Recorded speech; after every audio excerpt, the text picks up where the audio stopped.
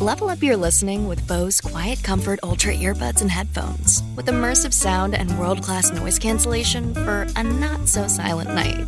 Visit Bose.com/Spotify to shop sound that's more than a present.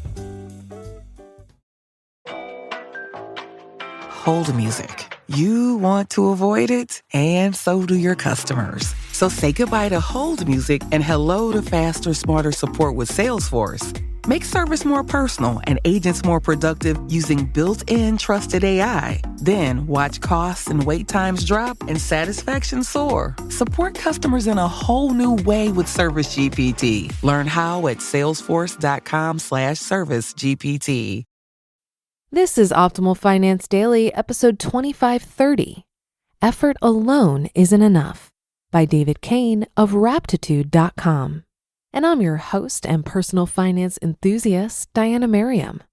Welcome back to our Sunday bonus episode, where I share an article with you from a different podcast in our network to keep your life nice and optimized. Today's episode is coming from our very first podcast, Optimal Living Daily. You can find that show wherever you're listening to this. And please do follow or subscribe to the show to get new episodes every day. So with that, here's Justin with the article as we optimize your life. Effort Alone Isn't Enough by David Cain of Raptitude.com. When you decide to become somebody who goes running 3 days a week, your first real test will probably be when one of your running days lands on a rainy day. This is where the running newbie begins bargaining. He bumps the commitment to the next day with a vow to give it an extra special effort. Then it rains that day too, and he's essentially back to non-runner status until he decides to start again. Meanwhile, to veteran runners, it's just another day because they're runners, not wannabe runners. But this creates a bit of a paradox when it comes to getting from beginner to veteran in running or anything else. You want to develop enough discipline that you can run when you don't particularly feel like it. But to do that, you have to run when you don't particularly feel like it. This is what makes major changes so difficult to pull off. Every new pursuit seems to be at its most uphill at the beginning, when you have fewer skills and less confidence than you're likely to have for the entire rest of the path, assuming you make it anywhere. The traditional approach is the baby steps philosophy, where each time you do a little bit more than feels comfortable and natural to you, and gradually, what was once difficult and intimidating becomes manageable.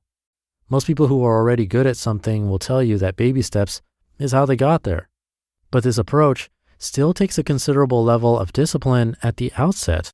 You have to consistently draw more from yourself than feels natural. It requires you to find willpower every time you look for it, and doing that probably requires some unseen luck. The real difference maker. Two equally talented, equally motivated friends living in different cities decide on the same day to begin a running regimen. Apologies for the running theme if it isn't your thing, substitute anything you like.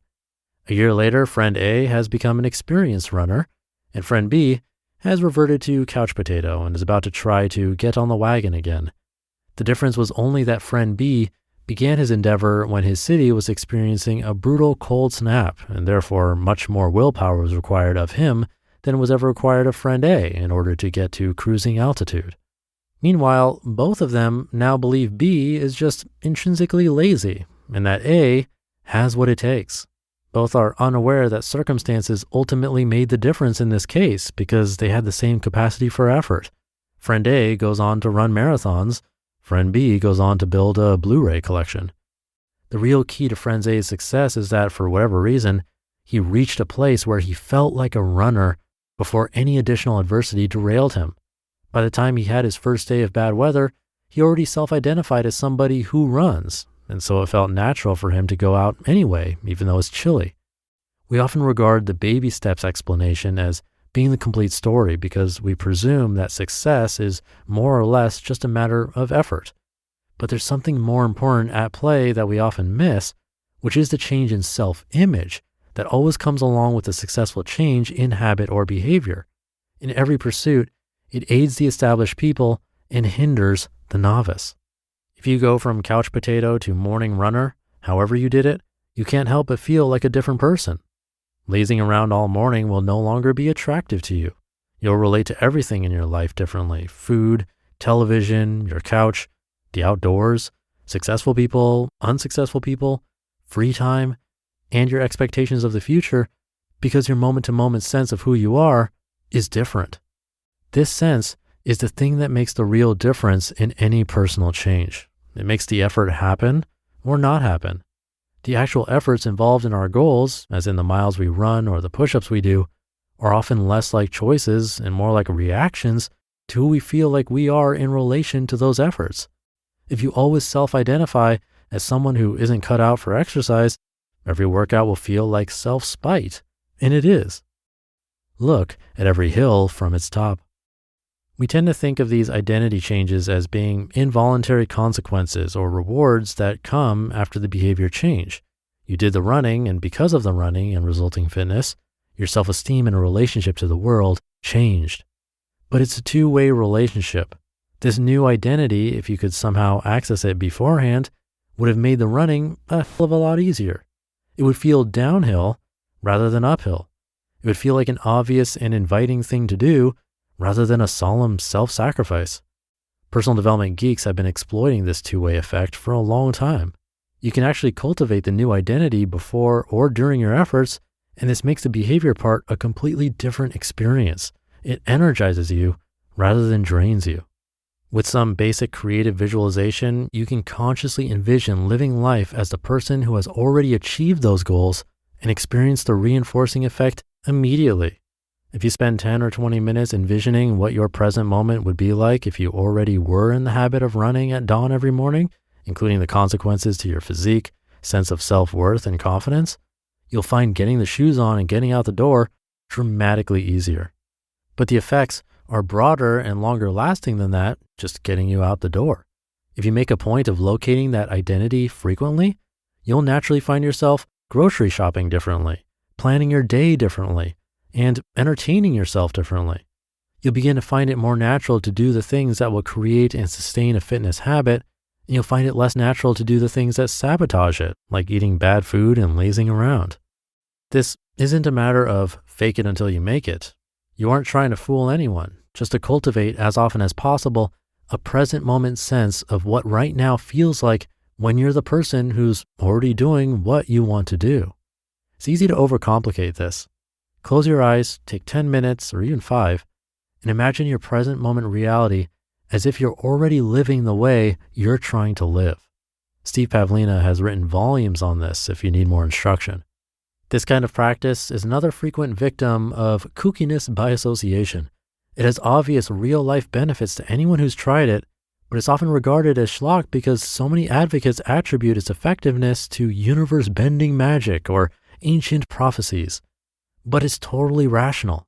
Who you feel like you are determines at every moment what actions feel reasonable and unreasonable, doable and not doable, natural and contrived, uphill and downhill. If you can see, even for a moment, what the path looks like from the top of the hill, no part of it looks treacherous, at least for you. You just listened to the post titled, "Effort Alone Isn't Enough" by David Cain of Raptitude.com. We talk about finances here on the show every day, but there's always more to learn. And lately, I'm proud to say that my own knowledge of economics has reached a new level thanks to our sponsor, Masterclass. Masterclass is an app and streaming platform that makes a meaningful gift this season because you can help a loved one learn a new skill from the world's best performers. It's like Masterclass instructors are your own personal mentors, providing content and videos that are going to help you reach the next level. For just $10 a month, there are 11 categories and over 180 masterclasses to pick from, with new classes added every month, like Paul Krugman's class, which helped me gain a better understanding of global economics, something that has absolutely influenced my personal finance decisions.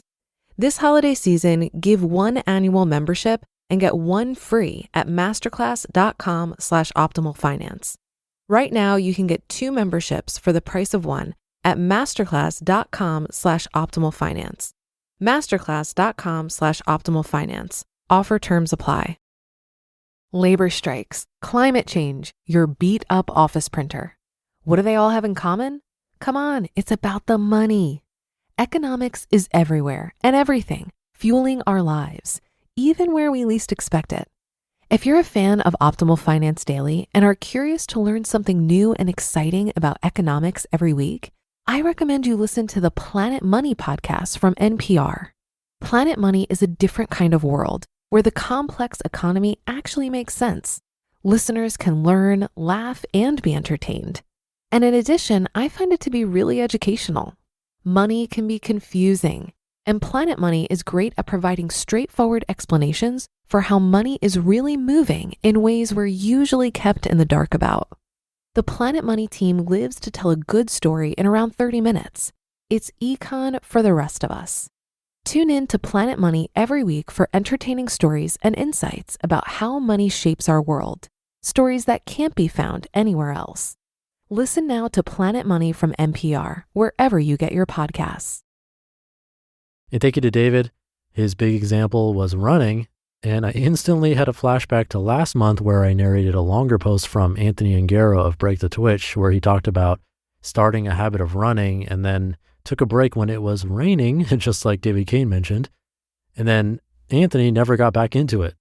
It's also a great post, but like I mentioned, longer. I had to cover it over 3 days, right around the 5-year anniversary of this show. Those were episodes 1827 to 1829. I'd recommend checking that out if you haven't already.